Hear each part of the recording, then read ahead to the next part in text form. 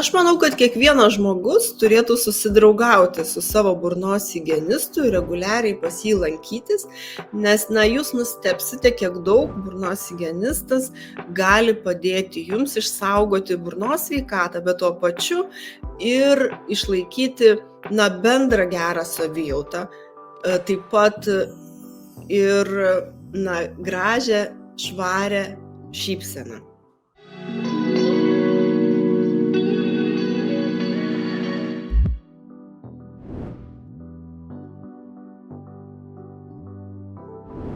Iš tiesų, burnos higienistai turbūt pirmiausia reikėtų pasakyti, kad yra pakankamai jauna profesija, nes Lietuvoje burnos higienistai egzistuoja apie 25 metus, Jungtinėse Amerikos valstijose, kur burnos higienistai atsirado daugiau negu prieš 110 metų, jų istorija truputėlį ilgesnė. Lankydamasis žmogus pas burnos higienistą gali tikėtis, kad burnos higienistas visų pirma ištirs pacientą, tai yra patikrins jo minkštuosius audinius, tai yra dantenas, kietuosius audinius, dantis, ar ne, ir taip pat gleivinę apžiūrės. Tai visų pirma, burnos higienistas yra ta pirminė stotelė, kur pacientas patenka ir kur pacientas visų pirma yra apžiūrimas, vėliau pacientui burnos higienistas pašalina viršdanteninius ir podanteninius akmenis.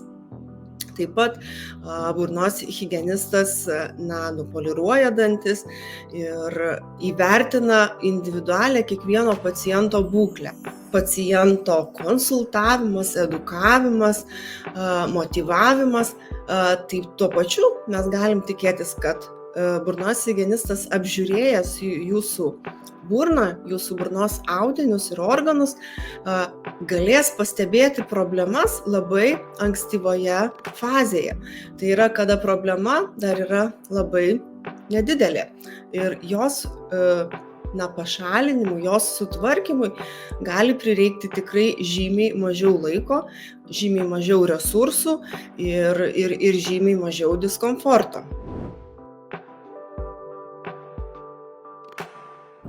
Aš turbūt iš savo jau ilgametės patirties galėčiau pasakyti, kad ta situacija keičiasi, nes aš pati burnos higieną baigiau 1998 metais ir mes buvom pati pirma laida. Tai aš tikrai dar atsimenu tuos dalykus, kada didžioji dauguma žmonių nežinojo, kas tas yra burnos higienistas ir ką veikia. Ir man kiekvieną kartą sutikus, bet kada žmogų ir pradėjus kalbėti apie tai, ką aš dirbu, man reikėdavo aiškinti. Tai šiandien dienai aš turiu pasakyti, kad man jau labai retai reikia aiškinti, kas yra burnos higienistas. Tai aš manau, kad per tuos 25 metus mes tikrai užsiauginom tą žinomumą profesijos.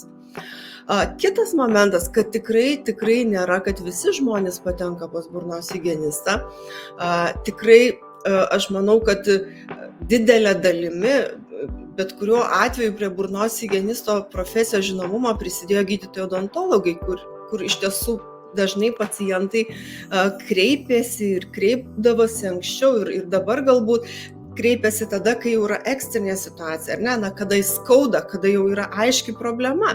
Tai kai skauda, kai yra aiški problema, tada žinoma ne laikas prevencijai, bet tai yra visų pirma laikas užgesinti tą gaisrą. Ir iš tiesų, turbūt didžioji dauguma mūsų kolegų, burnos higienistų pacientai atkeliauja atsiųsti gydytojo odontologo. Bet žinoma, kad visuomenės sąmoningumas kyla ir yra tikrai pacientų, kurie patys ieško ir suranda ir ateina. Bet žinoma, tai yra tikrai ta mažoji, galbūt mažesnė dalis visuomenės.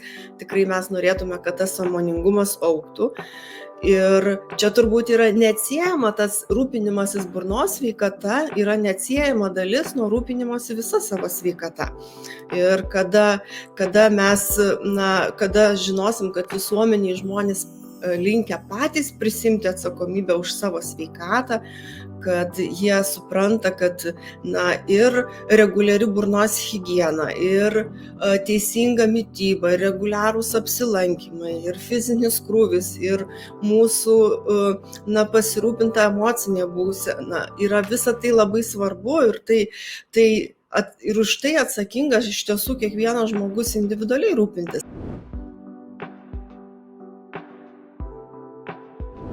Visų pirma, turbūt reikėtų kalbėti apie dantenų ligas, nes tai yra iš tiesų turbūt tokia tylioji epidemija visam pasaulyje ir dantenų ligos suaugusiems žmonėms dažniausiai yra dantų netekimo priežastis. Su dantenų ligom jas užleisti iš tiesų yra labai lengva, todėl, kad pradinėse stadijose tokia liga apie save neduoda nei skausmų žinot, nei kažkokiu tai dideliu diskomfortu. Galbūt kraujavimas valant dantis, bet dažnai žmonės tą kraujavimą valant dantis nurašo, kad galbūt per kietas šepetėlis, galbūt per daug paspaudžiau, galbūt valiau tarpdantį ir čia pradėjo kraujuoti, gal tada geriau nevalysiu ir nekraujuos. Tai žinoma, kad dantenų ligos yra didžiausia bėda iš burnos sveikatos, su kuria dažniausiai susiduria burnos higienistai ir jau tokie pacientai, kurie turi dantenų ligas, kurie turi polinkį dantenų ligoms ir kurie jau turi diagnozuotą, tarkime, periodontitą, tai jau yra negrįžtama dantenų ligų forma. Ir tokie pacientai iš tiesų turi tapti su savo burnos higienistu draugais, tai yra, kad reguliariai lankytis, reguliariai atlikti profesionalios burnos higienos procedūras, lygiai taip pat gali padėti pacientam pastebėti ir dantų ėduonį pačioj pradiniai stadijoje ir galbūt pastebėti tuos emalio pokyčius, kurie dar nėra ertmė emalį ir kada dar galima tą pradiniai stadijoje dantų ėduonį stabilizuoti ir tokiu būdu išvengti konservatyvaus gydymo arba gydymo, kada jau gydytojai odontologai turi pašalinti dalį danties audinių ir plombuoti. Tai yra, kad tas reguliarus lankymasis pas burnos higienistą iš tiesų gali jums padėti pastebėti problemas esančias burnoje ankstyvoje stadijoje. Ir netgi tokios baisios ligos kaip, tarkime, burnos vėžys, apie kurį vis daugiau ir mes Lietuvoje kalbam, ir pasaulyje yra daug kalbama. Tai iš tiesų burnos higienistas gali būti ta grandis, kuri iš tiesų dirbdama valandą laiko, žiūrėdama į žmogaus gleivinę, apžiūrėdama procedūros pradžioje liežuvį, minkštuosius audinius, išpalpuodama limfmazgius, tikrai turi galimybę tą problemą pastebėti ir bet kokiam menkam įtarimui kilus nusiųsti pas gydytoją burnos chirurgą. Neišvengiamai, kai pacientas ateina pas burnos higienistą, mes visada išsiklausiam ir platesnę paciento anamnezę. Ar jis neserga tam tikromis gretutinėmis ligomis, nes tikrai ypatingai vyresnio amžiaus žmonių tikrai yra daug, kurie serga lėtinėmis ligomis, kaip cukriniu diabetu, kardiovaskulinės sistemos ligomis. Jie taip pat vartoja įvairius medikamentus ir tai neišvengiamai atsispindi paciento burnos sveikatoje. Tam tikri medikamentai gali sukelti padidėjusias rizikas. Taip pat tam tikros ligos vėlgi veikia ir burnos sveikatą, burnos mikroflorą ir tai irgi įtakoja paciento burnos sveikatą. Netgi tokia jautri tema, kaip tarkime psichoemocinė būsena paciento. Galiu net iš savo patirties pasakyti, kad, tarkime, didžioji dauguma pacientų tikrai neprisipažins, kad jie šiuo metu kenčia nuo nerimo sutrikimų arba kenčia nuo depresijos ir kad jie vartoja medikamentus ligai gydyti. Tačiau mes žinome, kad dalis tų medikamentų, jeigu kalbėti apskritai, tai daugiau negu 1800 receptinių vaistų sukelia sausumą burnoje. gali sukelti sausumą burnoje. Ir tas sausumas burnoje, reiškia seilių sumažėjimas burnoje, labai veikia burnos sveikatą. Kas yra labai svarbu, be galo svarbu, tai iš tiesų atrasti savo tą burnos higienistą. Todėl, kad turbūt mes negalim tikėtis, kad pamatę pirmą kartą žmogų 1 valandą, mes galėsime viską labai tiksliai jam diagnozuoti, labai tiksliai jį sumotyvuoti ir daugiau pacientui nebereikės lankytis. Tai aš kaip tik galvoju, kad tas burnos sveikatos išsaugojimas, tas burnos priežiūra, tai yra ilgalaikis tikslas. Ir čia yra labai svarbi draugystė tiek su gydytoju odontologu, tiek su burnos higienistu.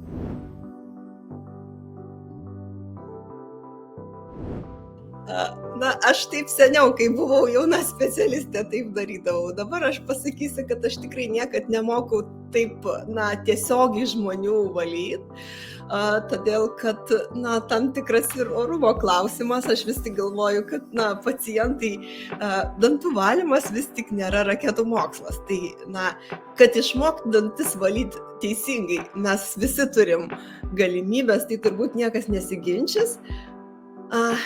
Ko dažniausiai pritrūksta, tai turbūt, ir jūs irgi pastebėjote, tai pacientų motyvacijos. Tai mano tikslas yra, iš tiesų, kada mes pradedam kalbėti apie dantų valymą ir kada aš matau, kada aš pacientui parodau, tas vietas, kur matau, kad dar yra ne iki galo, negerai padaryta.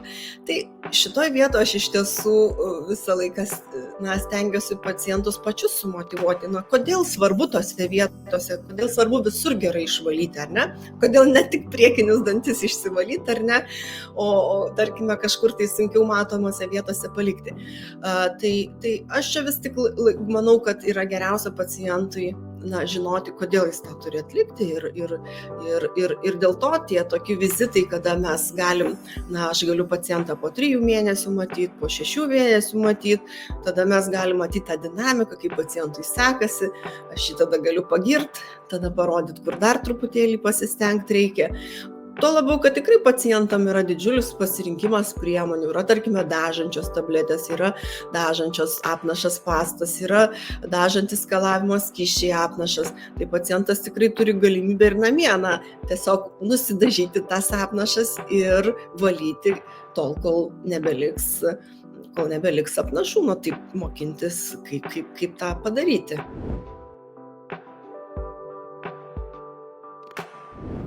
Taip, turbūt auksinis standartas šiandien, kalbant apie burnos higieną, tai turbūt yra 3 priemonės. Tai yra dantų pasta su fluoru, šepetėlis dantų ir tarpdančių valymo priemonė. Vis dažniau tarpdančiams valyti tikrai rekomenduojama tarpdančių šepetėliai, bet tikrai yra atvejų pacientam, kada tarpdančiams valyti yra pasitelkiama ir tarpdančių siūlas į pagalbą. Tai va tokios 3 pagrindinės priemonės, kurias būtų galima naudoti. Aišku, jeigu kalbėti apie dantų šepetėlius, tai tikrai jau visiems žinoma, kad reikia naudoti minkštą arba labai minkštą šepetėlį. Vis daugiau diskusijų ir tenka ir mūsų tarpe, kas geriau rankinis šepetėlis ar elektrinis šepetėlis. Tai aišku, tikrai, kad jeigu pacientas turi finansinę galimybę naudoti elektrinį šepetėlį, tai aišku, tikrai, taip jis gali palengvinti savo gyvenimą, bet jeigu žmogus negali, tai tikrai lygiai taip pat turi geras galimybės išsivalyti dantis ir su paprastu šepetėliu. Dantų pasta turbūt yra jau visiems įaugę ir kad fluoras yra ypatingai svarbi medžiaga. Turėjom gal prieš keletą metų daugiau tokių viešo erdvėje diskusijų, čia tas fluoras nuodas ar vaistas, bet ir Pasaulinė sveikatos organizacija, ir gydytojai odontologai visam pasauliu vis tik rekomenduoja dantų pastą su fluoru, todėl kad mes negaunam tiek to mineralo su maistu. Taip pat fluoras atlieka emalio apsauginę funkciją nuo rūgščių ir kad išvengti dantų ėduonies, dantų pastoj fluoras yra būtinas.